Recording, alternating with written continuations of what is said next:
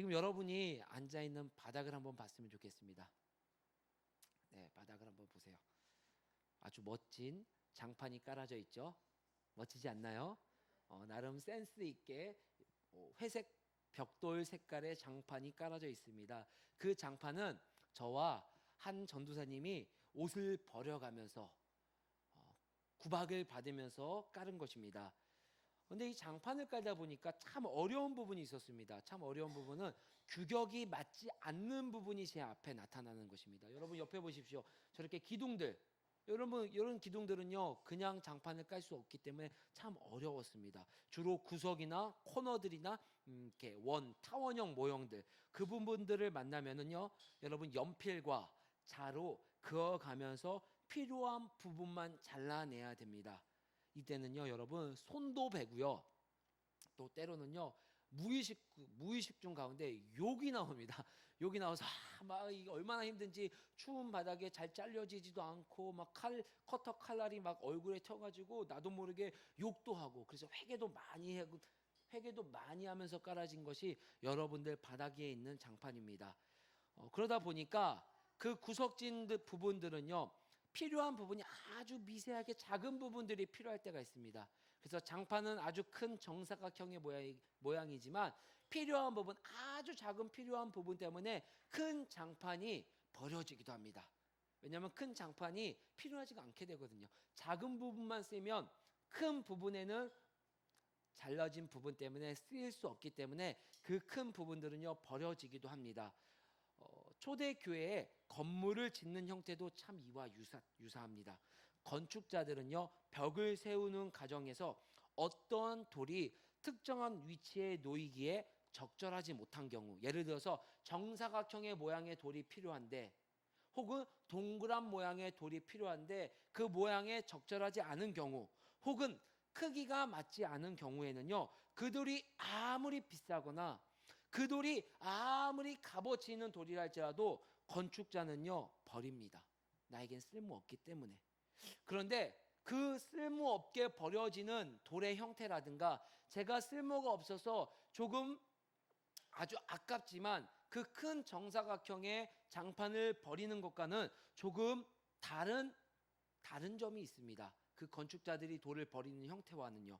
그것은요 그 버린 돌이 다른 건축자에게는 때로는 모퉁이 돌로 쓰이기도 한다는 것입니다. 분명 한 건축자는요 나에게 필요가 없어서 버렸지만 어떤 건축자에게는 모퉁이 돌이라는 용도로 쓰이기도 한다는 것입니다. 여러분 모퉁이 돌이라는 것은요 건축물이 시작되는 가장 앞쪽 모퉁이의 기초가 되는 돌을 말합니다. 이 돌은 건축물의 위치와 방향을 잡아줍니다. 때로는 서로 맞닿는 두 벽을 견고하게 연결하는 중요한 역할을 합니다. 즉 모퉁이 돌이 없으면 그 건축물이 세워질 수 없다는 것입니다. 지금처럼 과학 기술이 발달되어 있지 않기 때문에 이 모퉁이 돌을 기준으로 건물의 전체 윤곽이 잡히고 이 모퉁이 돌 기준으로 오른쪽과 왼쪽의 벽들이 잘 이어질 수 있는 핵심적인 역할을 하는 것이 모퉁이 돌의 역할입니다. 한 건축자는 필요가 없어서 그 돌을 버렸지만 한 건축자는 건축물에 없어서는 안 될 모퉁이 돌로 사용한다는 것입니다. 오늘 이 예화는요 우리가 함께 읽었었던 사도행전 4장 11절에 나오는 말씀입니다. 사도행전 4장 11절의 말씀은 시편 118편 22절의 말씀을 인용한 말씀인데요, 우리 시편 118편 22절 말씀을 한번 찾아볼까요? 같은 말씀이지만 한번 찾아봤으면 좋겠습니다. 시편 118편 22절의 말씀,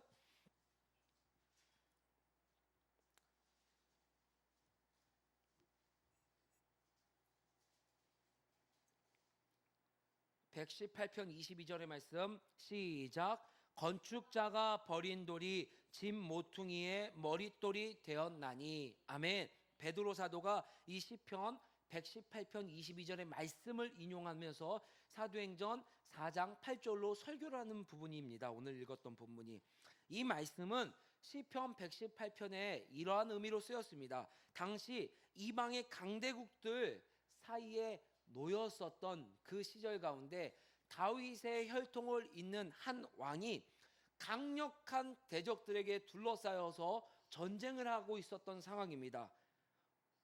이로 보나 저로 보나 절대로 그 강대국들을 이길 수 없었던 그 강한 어려운 상황 가운데 하나님께서는 이스라엘 백성들에게 구원과 승리를 주셨고, 그 구원과 승리에 대해서 감사함을 표현하는 내용이 시편 118편의 내용입니다. 이때 왕은 이스라엘은 건축자가 버린 돌처럼 힘도 없고 능력도 없고 쓸모도 없어서 강력한 적들에 의해서 죽을 수밖에 없고 버림받을 수밖에 없고 잡혀서 포로가 되면은 하찮은 인생이 될 수밖에 없는 상황이었지만, 하나님께서 이스라엘을 들어서 승리하게 하심을 꼭 필요한 모퉁이 돌로 세워 주셨다라고 비유적으로 말씀해 주시는 것입니다. 세상의 눈에는 버린 돌 같아 보였지만 하나님께서 나를 들어 쓰시니 모퉁이 돌처럼 하나님께서 쓰셨습니다 라고 온 열방 가운데 이스라엘의 왕이 마음껏 찬양하는 내용이 시편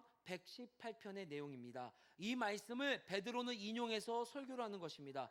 여러분, 이 설교라는 이유를 여러분들은 기억하셔야 됩니다. 이 말씀은 3장과 4장이 이어지는 맥락에 있는 말씀입니다. 우리 3장을 통하여서 나면서부터 걷지 못한 자를 베드로가 하나님의 예수 그리스도의 능력으로 일어나게 하시고, 그 일어나게 하신 사건을 통하여서 많은 사람들 앞에서 설교하는 것입니다. 설명하는 것입니다. 너희들이 버렸고 너희들이 관심도 갖지 않았었던 이 사람에게, 너희들이 버렸고 너희들이 관심도 안 가졌던 예수님이 능력으로 이를 세워주셨다라는 것을 설교하는 내용이라는 것을 잊지 말으면서 우리 다시 한번 설교로 들어갔으면 좋겠습니다. 다시 시편 118편의 말씀을 통하여 베드로는 설교합니다. 실제 이 땅에 모퉁이 돌로, 그 모퉁이 돌의 역할로 오신 분은 예수님이신데, 무너진 하나님 나라를 다시 세울 모퉁이 돌로 하나님의 아들로서 메시아로 오신 분이 예수 그리스도이신데, 너희들이 눈이 어두워져서 너희들이 세상의 생각으로 가득 차 있어서 그를 알아보지 못했고, 너희가 보기에는 아무 필요도 없고 능력도 없고 쓸모없어 보였던 그 예수, 버린 돌로 여겼던 그 예수가 실제로는 모퉁이 돌같이 하나님 나라를 세워가는데 가장 중요하고 핵심적이고 방향을 제시하는 분임을, 예수님이심을 다시 한번 선포하고 설교해 주시는 내용입니다. 그래서 필연적으로 11절의 말씀은 12절과 이어져서 나올 수밖에 없는 말씀입니다. 우리 11절 12절의 말씀을 함께 읽어볼까요? 11절 사도행전 4장 11절 12절 말씀 시작. 이 예수는 너희 건축자들의 버린 돌로서 집 모퉁이의 머릿돌이 되었느니라. 다른 이로서는 구원을 받을 수 없나니 천하 사람 중에 구원을 받을 만한 다른 이름을 주신 일이 없음이라 하였더라. 아멘.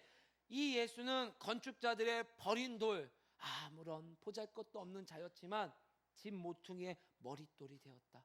즉 하나님 나라를 완성해 나가고 구원을 이루어 가는 데 있어서 핵심적인 중추적인 완전하신 역할, 이 역할은 오직 예수 그리스도밖에 할 수 없음을 말씀해 주시고 있습니다. 여러분, 이 말씀이 여러분을 괴롭히길 주의 이름으로 축복합니다.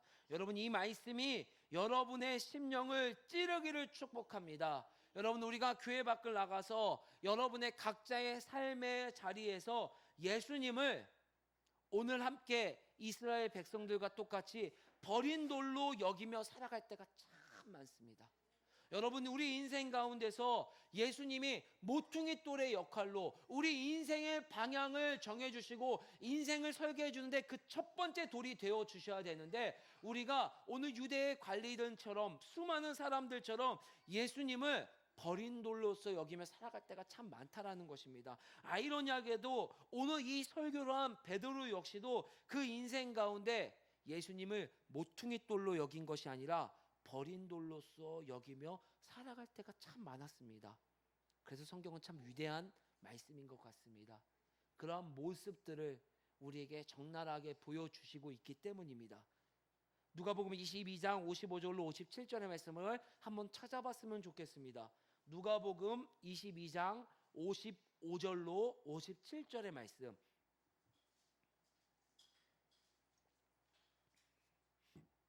함께 읽어보겠습니다. 시작. 사람들이 뜰 가운데 불을 피우고 함께 앉았는지라.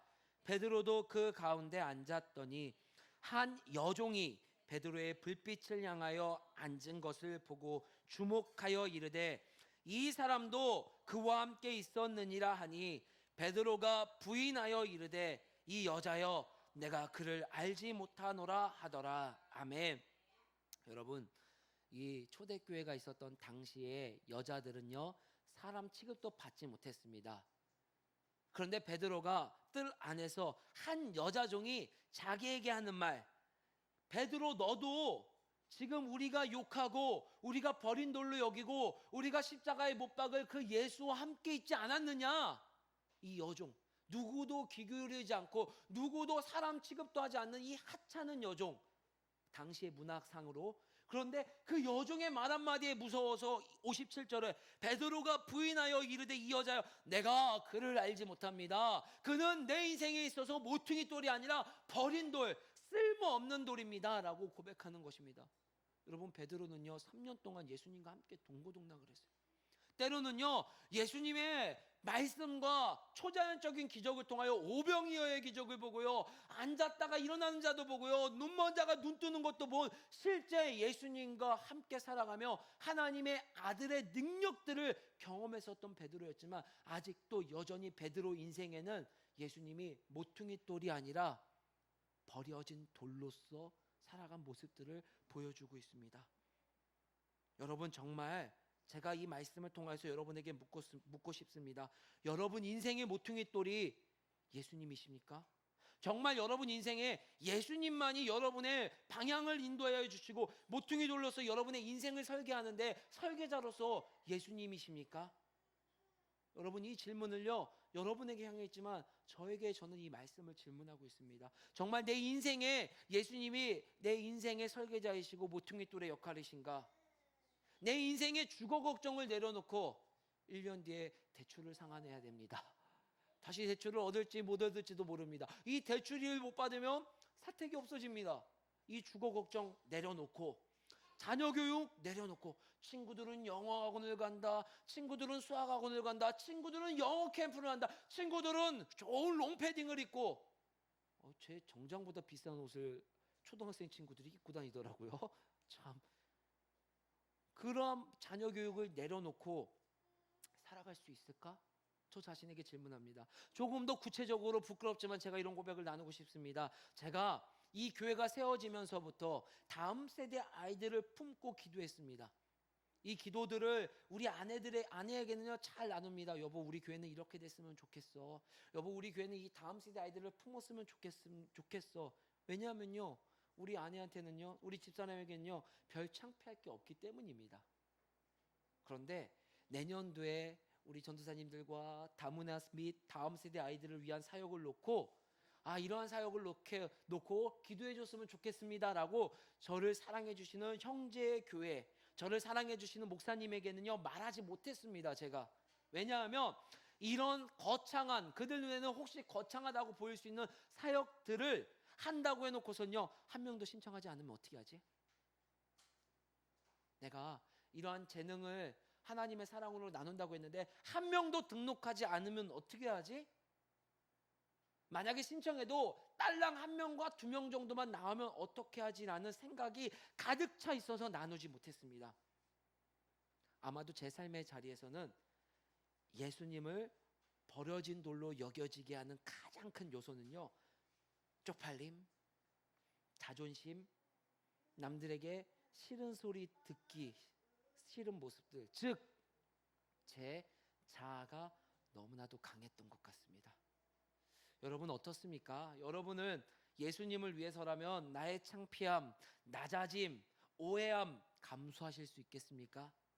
예수님을 위해서라면 여러분 수많은 사람들에게 나의 모든 이득들, 이권들도 내려놓으실 수 있겠습니까? 여러분 이 모든 여기 모인 우리 모든 가족들은요 이 질문에 꼭 답하셔야 합니다. 더 나아가 이 질문에 베드로와 같은 변화를 누릴 수 있기를 주의 이름으로 간절히 소망합니다. 베드로는요 그 인생에서 예수님의 위치를 버린 돌에서 모퉁이 돌로 수정했고 그 인생이 예수님을 제외하고 살아가던 인생에 예수님을 앞장 세운 인생으로 변화되게 되는 놀라운 일들을 우리는 사도행전을 통하여서 직접적으로 간접적으로 지금 경험하고 있습니다. 특별히 오늘 본문을 통해서만 본다라면 베드로의 인생 가운데 버려진 돌로서 여겨지는 예수님이 모퉁이 돌로 여겨지게 된 가장 큰 계기는 사도행전 4장 8절의 성령 충만의 사건입니다. 우리 4장 8절 말씀 함께 읽어볼까요? 4장 8절의 말씀 시작. 이에 베드로가 성령이 충만하여 이르되 백성의 관리들과 장로들아. 아멘. 베드로가 성령이 충만하여 이르되 백성의 관리들과 장로들아. 예수님을 버려진 돌로밖에 여겨지지 않았었던 베드로가 이제 원래 예수님이 있었던 자리로 돌아놓게 할 수 있었던 것은 오늘 본문에서는 문맥적으로 성령의 충만한 사건이었습니다. 이 말은 우리가 성령의 충만한 도움 없이는, 성령님의 도움 없이는 여전히 우리 인생에는요 하찮은 여자종, 지금은 그렇지 않죠. 그 당시 하찮게 여겨졌던 그 여자종의 말과 공격과 내 처한 모든 상황들을 내려놓을 수밖에 없는 그 공격 가운데 예수님을 부인할 수밖에 없다라는 것입니다.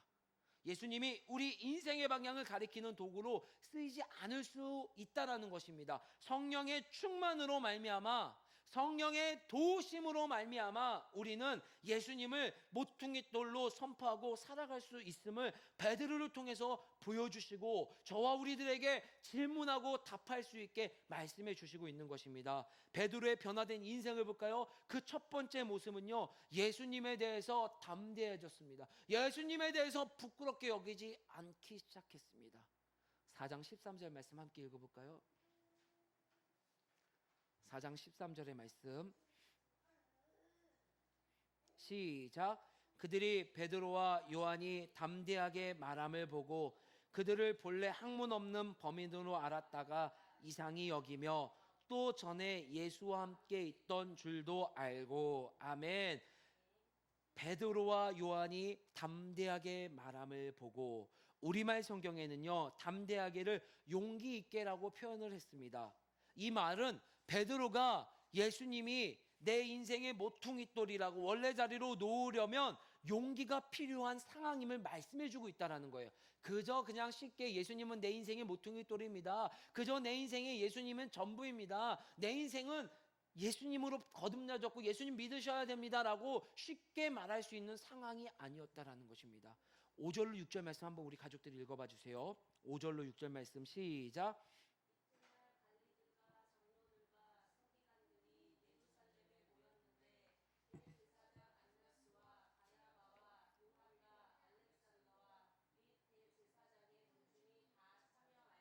아멘.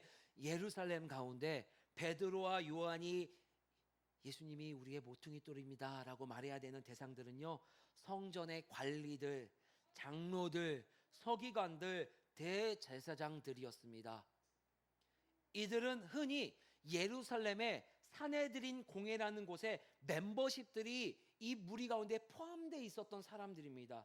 여러분, 사내들인 공회는요 예루살렘의 입법권, 사법권, 행정권 모두를 가지고 있었던 행정기관이었습니다. 정말 대단한 것이죠.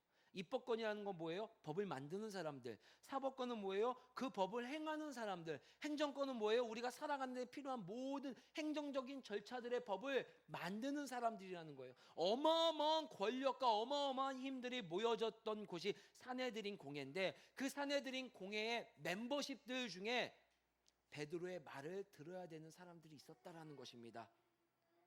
특별히 그들의 권한 가운데 얼마나 위대한 권한들, 얼마나 강력한 권한들이 있었냐면, 그들은 이스라엘 백성들에게 징계를 내릴 수 있었습니다.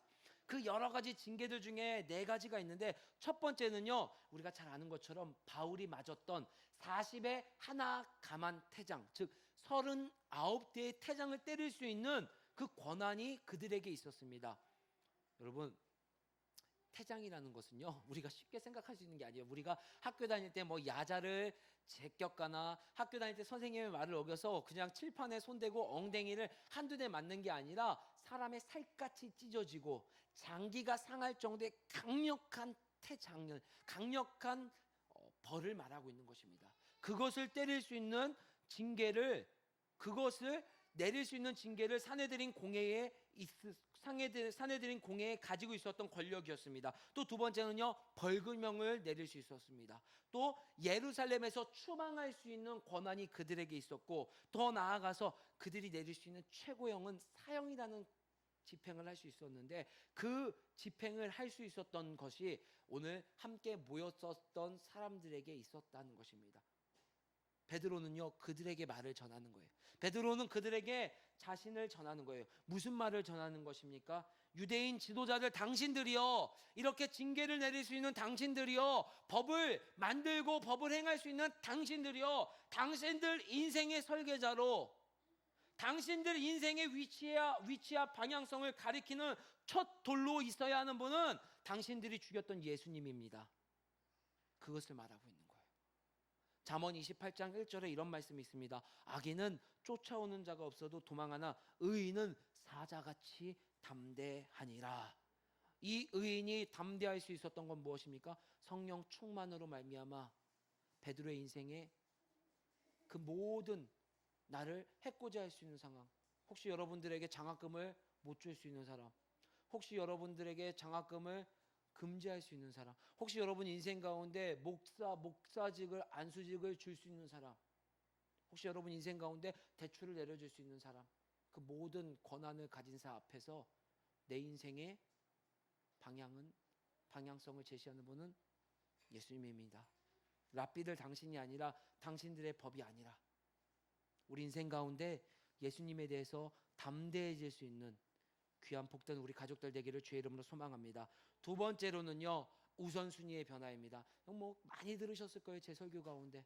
오늘 베드로는 또 말씀하고 있어요. 베드로의 인생의 우선순위가 변화되었습니다. 사도행전 4장 19절로 20절 말씀 함께 읽어볼까요? 19절로 20절의 말씀 시작. 베드로와 요한이 대답하여 이르되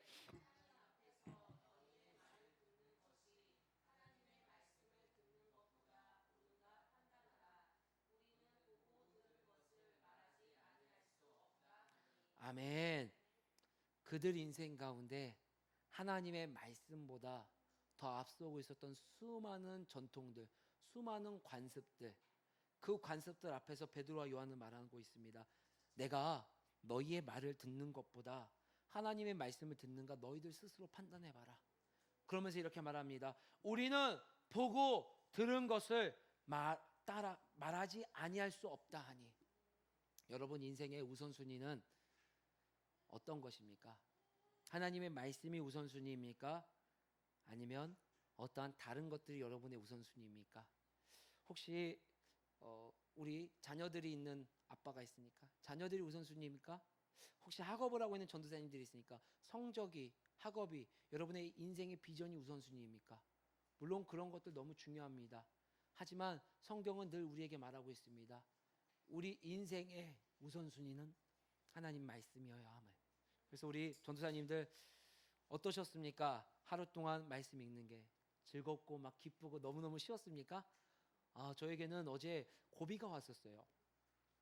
금요일 날 늦게까지 여러 가지 교회에서 행사가 있었기 때문에 행사 준비를 하고 늦게 가서 토요일날 좀 더 일찍 일어나서, 계획은 토요일날 일찍 일어나서 교회 와서 어떤 행사를 준비하기 앞서서 말씀을 읽어야겠다 하는데, 와보니까 또 이렇게 준비해야 될 것들이 보이더라고요. 왜냐하면 토요일날 유스 캠프라는 제가 섬기는 그 캠프에서 저희 교회에서 교사훈련을 했어요. 교사훈련을 한 20여 명의 스태프들이 와서 교사훈련을 해야 되는데, 제가 처음 해보는 거 아닙니까? 그래서 간식을 준비하고 여러 가지들을 준비하는데 많은 사람들이 오니까 막 분주하더라고요. 그래서 일찍 와서 그 준비하지 못하고 몸도 피곤하더라고요. 신경이 쓰여서. 그래서 집에 가는데 너무 위험하더라고요. 이거 내가 오늘 말씀 5장을 읽을까 못 읽을까. 그런데 제가 솔직하게 고백해서 막 말씀 읽고 싶고 달콤해서 읽은 것이 아니라, 그래 내가 읽지 않으면 우리 애들도 핑계거리가 될 수 있다. 내가 읽지 않으면은 우리 아이들한테도 내가 혹여 다른 문을 열어줄 수 있겠다라는 심정으로 9시 반에 다 들어가 하고서 나 혼자 식탁에 앉아서 하나님 하면서 5장을 읽었습니다. 여러분 어떠셨어요? 말씀 읽는 게 쉬웠습니까? 결코 쉽지 않으셨을 거예요. 결코 쉽지 않았을 것입니다. 베드로가 용기 있게 담대하게 말할 수 있었던 것도 쉬운 것이 아니고요. 오늘 베드로의 인생 가운데 우선순위의 변화, 즉 말씀이 내 인생의 첫걸음입니다라고 하는 것도 쉽지 않습니다. 말씀을 읽는 것조차 쉽지가 않은데, 여러분의 삶의 자리에서 말씀을 근간으로 살아가는 것 얼마나 어렵겠습니까? 그런데 그렇게 살아갈 때 여러분의 인생이 예수님으로 풍성함을 누릴 수 있음을 오늘 이후로 사도행전 4장, 5장 쭉 이어져서 성경을 통하여 확인할 수 있습니다. 여러분 말씀을 통하여서 놀라운 아주 작지만 조금씩 변해가는 변화를 여러분들 경험하고 그 변화를 기대할 수 있는 복된 우리 가족들 되기를 주의 이름으로 소망합니다. 오늘 베드로의 인생이 예수님을 버려진 돌로 살아가는 가운데 모퉁이 돌로 모신 그 인생의 변화 2가지를 살펴보았습니다. 예수님에 대해서 담대하여졌고 하나님의 말씀을 우선순위로 여기는 삶을 살았습니다. 그 모든 인생의 인생의 주체가 바뀐 것은 사도행전 4장 8절의 성령 충만한 사건이었습니다. 우리 4장 8절 말씀 한 구절만 더 보겠습니다. 사도행전 4장 8절 말씀 시작.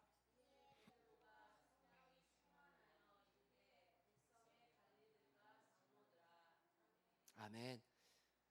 우리가 이 말씀만 보면 베드로는 조금 나랑 특별하지, 베드로는 좀 나랑 다른 사람일 거야, 베드로는 성경의 인물이니까 이렇게 할 거야 라고 오해할 수 있습니다. 근데 여러분 성경을 읽을 때 성령의 충만함이라는 단어는 사도행전에 5번 언급이 되고 있습니다. 또 복음서 또 신약 성경에 보면 성령 충만이라는 단어가 몇 번 언급이 되고 있는데, 이 성령 충만이라는 단어가 2가지 용례로 사용되어지고 있음을 여러분들은 기억하셔야 됩니다. 성령 충만은 첫 번째 지속적인 성령 충만함을 말하고 있습니다. 저 사람이 성경 구절 가운데 성령 충만이라는 단어가 쓰였을 때 문맥적으로나 단어 원어적으로는 또 뜻을 보았을 때는 지속적으로, 예전에도 성령 충만했고 지금도 성령 충만하고 앞으로도 성령 충만하고 있는, 우리가 기대하고 소망하고 있는 그 삶을 말하고 있습니다. 그런데 또 다른 용례가 무엇이냐면 일시적인 성령 충만함입니다. 사도행전 2장 말씀을 통해서 다른 언어로 말하게 한 사건을 성령 충만, 그 사건은 일시적인 성령 충만입니다. 그 사건은 우리 인생 가운데 늘 나타나는 것이 아니라 성령의 초자연적인 사건으로 일어났을 때 나타나는 상황들입니다. 오늘 사도행전 4장 8절에 쓰였던 성령 충만 역시 일시적인 성령 충만을 말하고 있습니다. 이 베드로가 수많은 나를 죽일 수 있고 나를 핍박할 수 있는 사람들 앞에서 담대하게 말할 수 있고 하나님의 말씀이 내 인생의 나침반입니다, 우선순위입니다라고 말할 수 있었던 건 그 시간 성령님께서 충만하게 내 인생의 주인이 되어주셨기 때문입니다. 그 순간 그 성령 충만은요, 오늘 베드로가 이 말을 하고 나서 혹 다음번에 이런 기회가 되었을 때 성령 충만한 사건, 성령 충만이 내게 임하지 않으면요, 베드로는요 여전히 여자종에게서 부인하였던 것처럼 부인할 수 있습니다. 그래서 다음 주에 나눌 말씀이지만 사도행전 4장 31절에 이렇게 기록하고 있습니다.